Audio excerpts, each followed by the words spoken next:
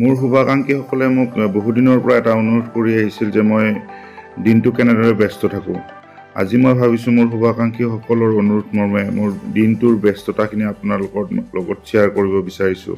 ৰাতিপুৱাই মই ওলাই প্ৰথমতে মোৰ ব্যৱসায় প্ৰতিষ্ঠানত আহোঁ। সদায় এনেদৰে মই আৰম্ভ কৰোঁ দিনটো। ব্যৱসায় প্ৰতিষ্ঠানত আহি মই যিহেতু মই তেলৰ ব্যৱসায় বা পেট্ৰল পাম্প আছে, মই তেলৰ ষ্টক আৰু চেল সম্পৰ্কে আভাস লওঁ দিনটোৰ কাৰণে, এই সপ্তাহটোৰ কাৰণে এটা প্লেনিং কৰোঁ আমি সদায়।